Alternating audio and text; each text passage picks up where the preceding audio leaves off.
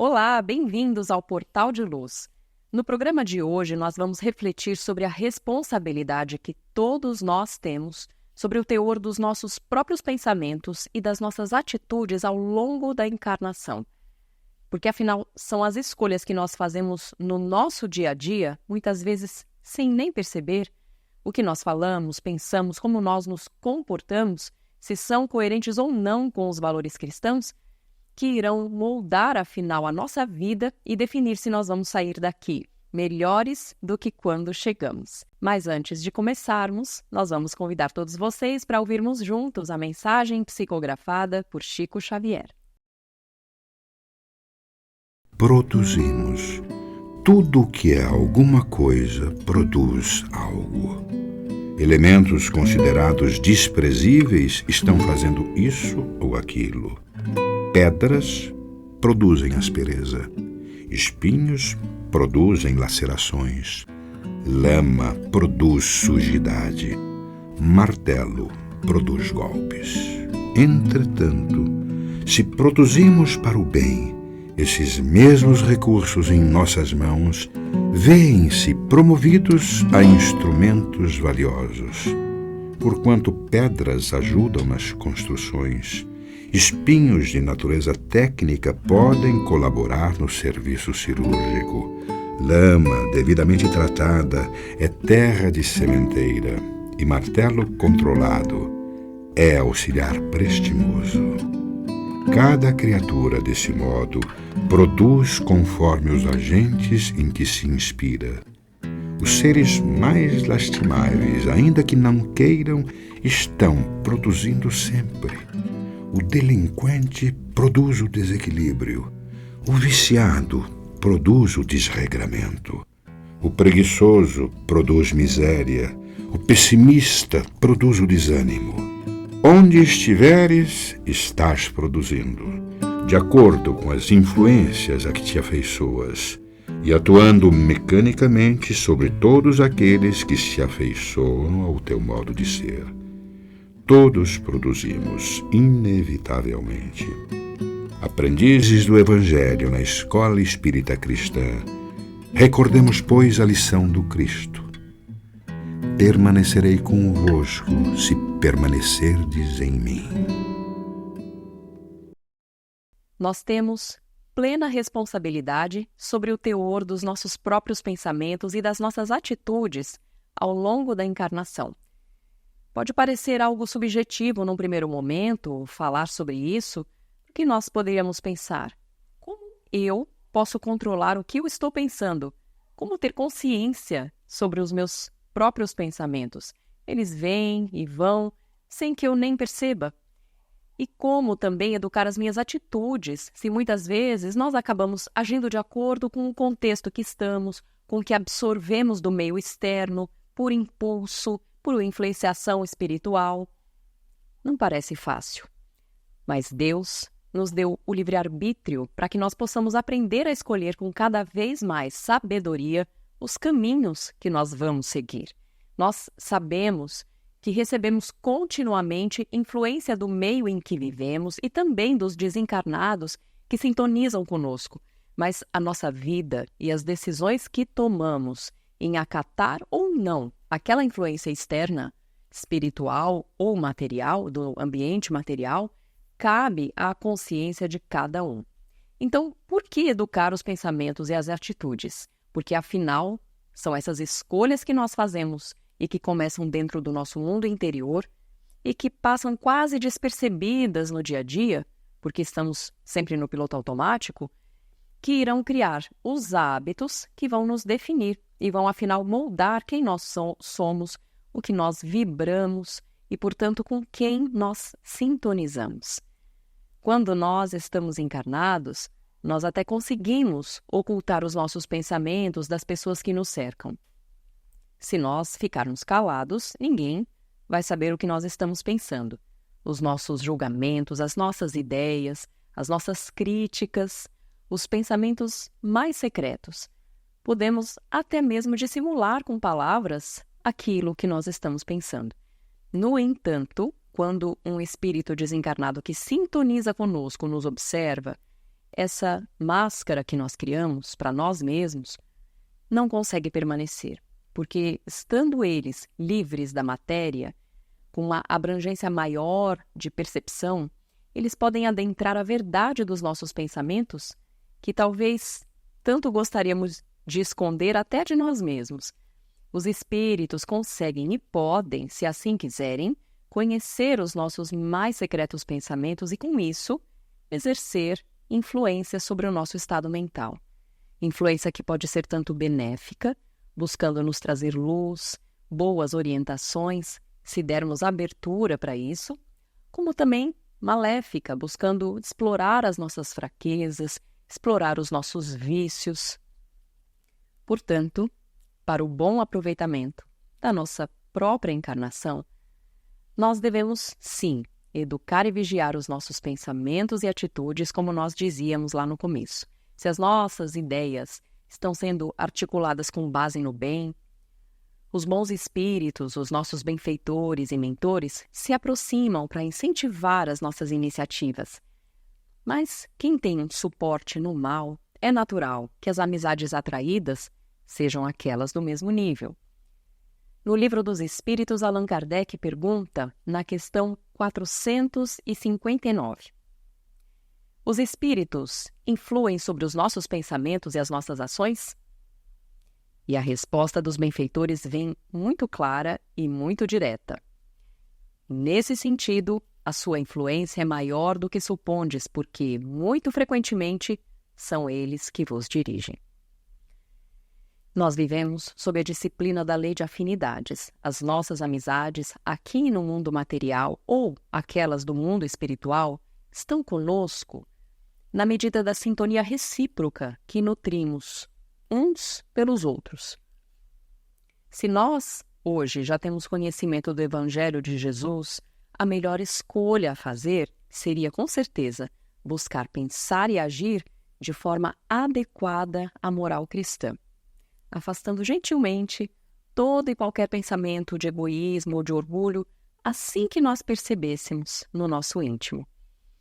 E temos que ter claro em nossa mente que nem os homens encarnados e nem os espíritos desencarnados que estão ligados a nós conseguiriam plantar em nós, num passe de mágica, uma ideia maléfica para nos atrapalhar ou um impulso de bondade pura para nos transformar em seres mais evoluídos. Precisa haver a nossa adesão. Precisa que o nosso mundo interior se afine com aqueles mesmos princípios, para que essa influência aconteça. Assim sendo, nós não podemos culpar, por exemplo, um espírito obsessor que nos levou a fazer o mal ou a cair em um vício. Não podemos culpá-lo jamais, porque, a bem da verdade, aquele irmão desencarnado, simplesmente porque muito nos conhece, se aproveita das fraquezas que nós já possuímos. Sem dúvida nenhuma, diante do livre-arbítrio que nós temos, a escolha é totalmente nossa de alimentar boas decisões na vida, com convicção, com força de vontade e avançar. Isso é a reforma íntima que nós tanto falamos. E sabendo disso tudo que a doutrina espírita nos esclarece, é muito importante cuidarmos das nossas atitudes, dos nossos comportamentos, ainda que nós saibamos que temos limitações, temos erros a corrigir, vamos cair, vamos nos levantar mais uma vez, somos aprendizes. Mas vamos pouco a pouco melhorando dentro das nossas possibilidades.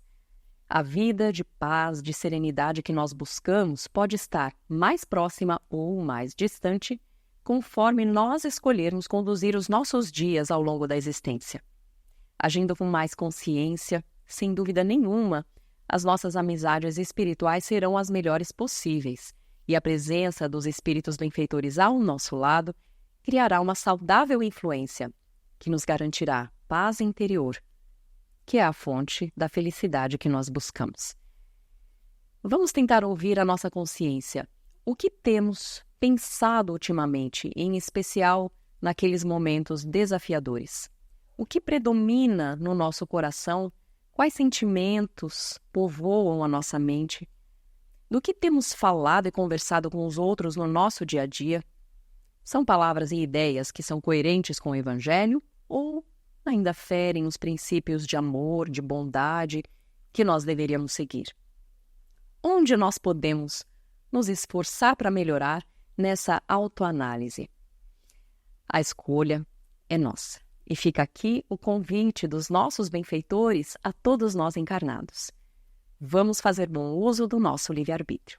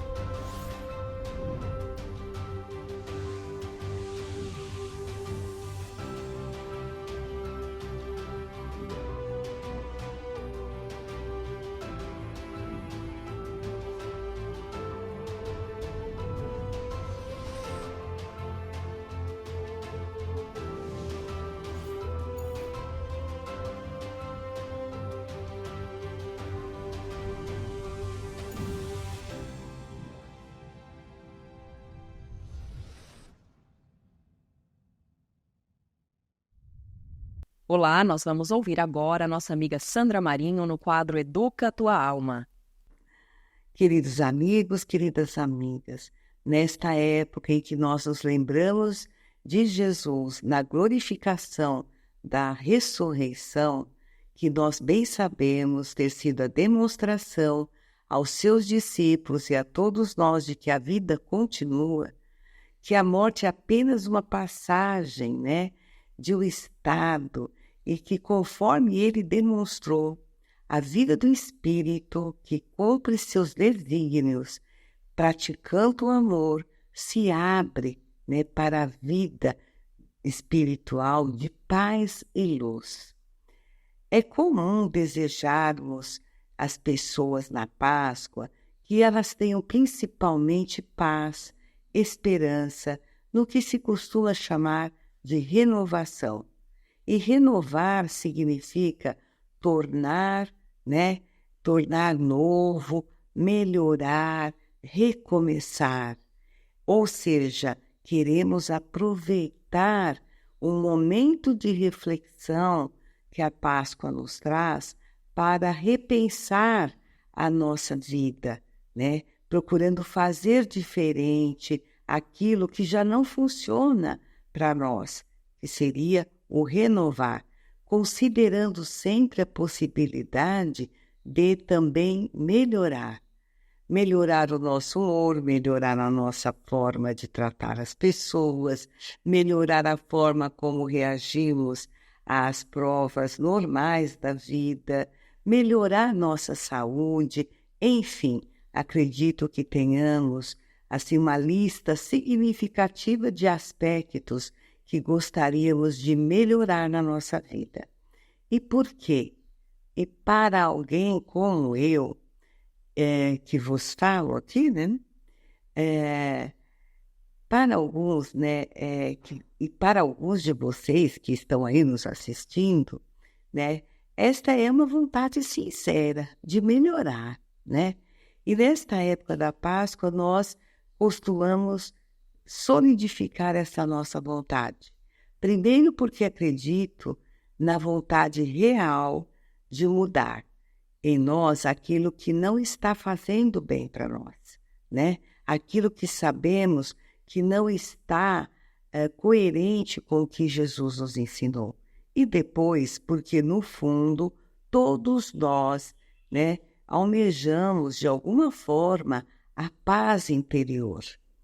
Esta verdadeira joia, maior legado deixado pelo Mestre, que acima de tudo o que passou e viveu, ele se manteve em paz todo o tempo. Entretanto, nos deparamos com alguns, para não dizer muitos empecilhos, né, para obtermos esta paz tão almejada. E eu trouxe um deles para abordar aqui no nosso programa de hoje, que é a mágoa. Como ter paz se nós ainda temos a mágoa instalada no coração? A mágoa pesa, entristece e impede a nossa disposição para a renovação. No livro Ideal Espírita, André Luiz, por intermédio de Chico Xavier, nos traz algumas reflexões bem oportunas a respeito do que seja a mágoa, do que é a mágoa, como sentimos a mágoa.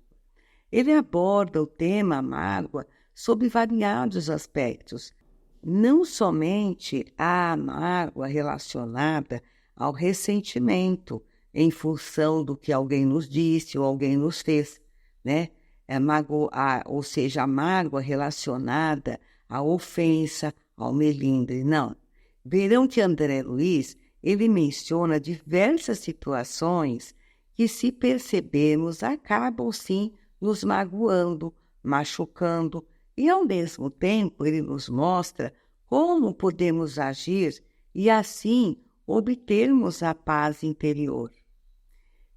Ele começa, né? Se a mágoa lhe bate a porta, entorpecendo-lhe a cabeça ou paralisando-lhe os braços, fuja dessa intoxicação mental enquanto pode. Se você está doente, por exemplo, atenda ao corpo enfermiço na convicção de que não é com lágrimas que você recupera o relógio defeituoso. Se você errou, Busque reconsiderar a própria falta, reajustando o caminho sem vaidade, reconhecendo que você não é o primeiro e nem será o último a encontrar-se numa conta desajustada que roga corrigenda. Se amigos desertaram, pense na árvore que, por vezes, necessita de poda a fim de renovar a própria existência. Se você possui na família um ninho de aflições, é forçoso anotar que o benefício da educação pede a base da escola, do exemplo. Se sofreu prejuízos materiais, recorde que, em muitas ocasiões, a perda do anel é a defesa do dedo. Se alguém lhe ofendeu a dignidade, esqueça sentimentos, ponderando que a criatura de bom senso jamais enfeitaria a própria apresentação com uma lata de lixo.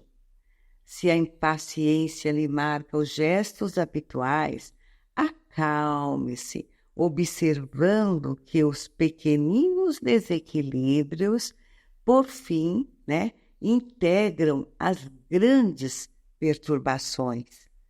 Seja qual seja o seu problema, lembre-se de que toda mágoa é sombra destrutiva e de que sombra alguma consegue permanecer no coração que se acolhe ao trabalho, procurando servir.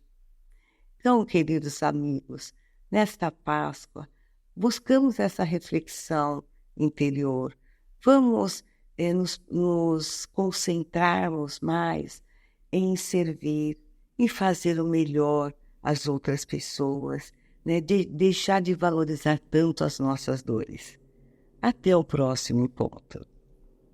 E agora nós vamos ouvir o nosso amigo Maida com o Momento Doutrinário. Olá, amigas e amigos. É muito bom estarmos juntos novamente em mais um Momento Doutrinário. Hoje convidamos a todos para refletirmos sobre o tema Mediunidade Gratuita, o qual consta no livro O Evangelho segundo o Espiritismo, no capítulo 26, Dai de graça o que de graça receber, onde, nos itens 7 até 10, destacamos as instruções dos Espíritos da codificação, dizendo que os médiuns atuais, pois que também os apóstolos tinham mediunidade, igualmente receberam de Deus um dom gratuito, o de serem intérpretes dos Espíritos para a instrução dos homens, para lhes mostrar o caminho do bem e conduzi-los à fé, não para lhes vender palavras que não lhes pertencem a eles médiuns, visto que não são fruto de suas concepções, nem de suas pesquisas, nem de seus trabalhos pessoais.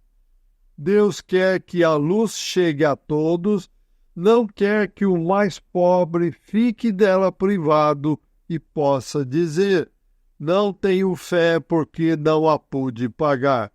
Não tive o consolo de receber os encorajamentos e os testemunhos de afeição dos quais planteio, porque sou pobre. Tal a razão porque a mediunidade não constitui privilégio e se encontra por toda parte. Fazê-la paga seria, pois, desviá-la do seu providencial objetivo.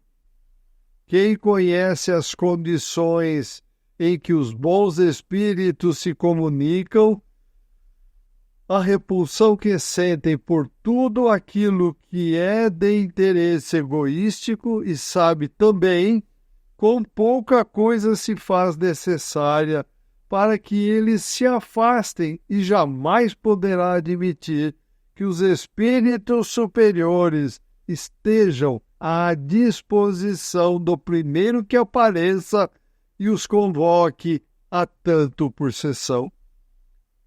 O simples e bom senso repele semelhante ideia. Não seria também uma profanação evocarmos por dinheiro os seres que respeitamos ou que nos são caros?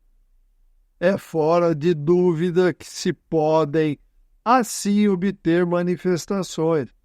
Mas quem lhes poderia garantir a sinceridade?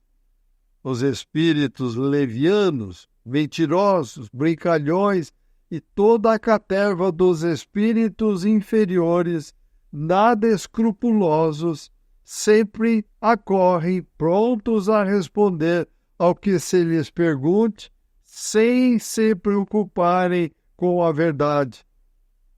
Quem, pois, deseje comunicações sérias, deve, antes de tudo, pedi-las seriamente e, em seguida, inteirar-se da natureza das simpatias do médium com os seres do mundo espiritual.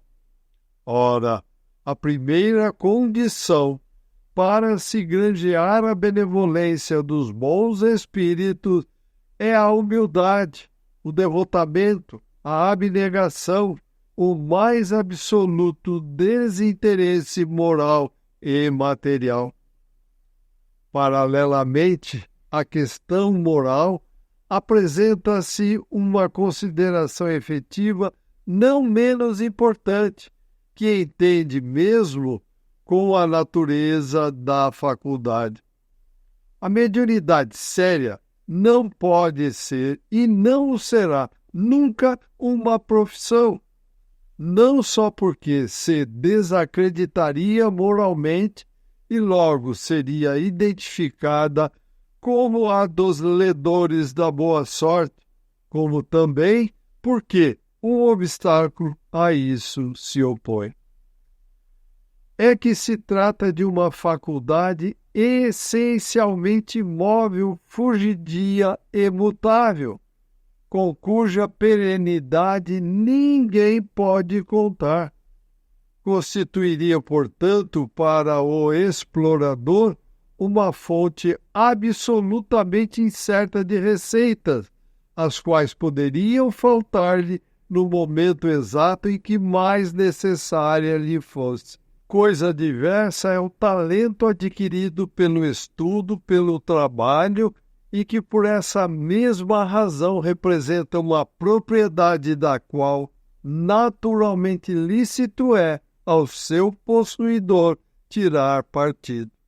A mediunidade, porém, não é uma arte, nem um talento, pelo que não pode tornar-se uma profissão. Ela não existe sem o concurso dos espíritos. Faltando estes, já não há mediunidade. Pode subsistir a aptidão, mas o seu exercício se anula. Daí vem não haver no mundo um único médium capaz de garantir a obtenção de qualquer fenômeno espírita em dado instante. Explorar alguém a mediunidade é, conseguintemente, dispor de uma coisa da qual não é realmente dono. Afirmar o contrário é enganar a quem paga. E mais, não é de si próprio que o explorador dispõe, é do concurso dos espíritos, das almas dos mortos que ele põe a preço de moeda. Essa ideia causa instintiva repugnância. Foi esse tráfico degenerado e abuso, explorado pelo charlatanismo, pela ignorância, pela credulidade, pela superstição, foi o que motivou a proibição de Moisés. O moderno espiritismo, compreendendo o lado sério da questão, pelo descrédito a que lançou essa exploração, elevou a mediunidade à seguinte categoria: Dai gratuitamente o que gratuitamente recebestes de missão. Amigas e amigos, havendo interesse em buscar informações complementares a respeito, consultem o Livro dos Médiuns, segunda parte, capítulo 18, e o livro O Céu e o Inferno, primeira parte, capítulo 11. E continuam os espíritos da codificação. A mediunidade é coisa santa que deve ser praticada santamente, religiosamente. Se há um gênero de mediunidade que requeira essa condição de modo mais absoluto, é a mediunidade curadora. O médico dá o fruto de seus estudos, feitos muitas vezes à custa de sacrifícios penosos. O magnetizador dá o seu próprio fluido, por vezes até a sua saúde. Podem pôr-lhes preço. O médium curador transmite o fluido salutar dos bons espíritos. Não tem o direito de vendê-lo. Jesus e os apóstolos, ainda que pobres, nada cobravam pelas curas que operavam. Procure, pois, aquele que carecer do que viver, recursos em qualquer parte, menos na mediunidade. Não lhes consagre, se assim for preciso, senão o tempo de que materialmente possa dispor. E os espíritos da codificação concluem suas orientações dizendo: desta forma, os espíritos levarão em conta o devotamento e os sacrifícios, ao passo que se afastam daqueles que esperam fazer deles uma escada por onde subam. Amigas e amigos, os espíritos da codificação deixam bem claro que o dogma da fé cega extirpou-se e que a vida continua com fé baseada na lógica e na razão, tanto na espiritualidade quanto na matéria, para aprendermos a enxergar com os olhos de ver a grandiosidade do universo onde estamos inseridos. Aprenderemos sempre pelo amor ou pela dor, porém sempre através da instrução. A escolha é de cada um de nós. Vamos então trabalhar, confiando sempre em Deus Jesus e nos benfeitores espirituais. Agradecemos a todos pela companhia e os convidamos para que continuem a acompanhar o Portal de Luz e que compartilhem esses nossos estudos nas redes sociais. Desejamos muita saúde, paz, equilíbrio e amor no coração, para que todos nós consigamos continuar ampliando nossas tarefas solidárias, fraternas e caritativas em prol do próximo. Boas reflexões, até o próximo encontro. Fiquem com Deus. Um forte abraço. Estamos encerrando por aqui. Se você gostou do nosso conteúdo, curta esse vídeo, compartilhe com os amigos, porque isso vai ajudar a divulgar a mensagem espírita de amor e de esperança para cada vez mais pessoas. Muito obrigada e até a próxima.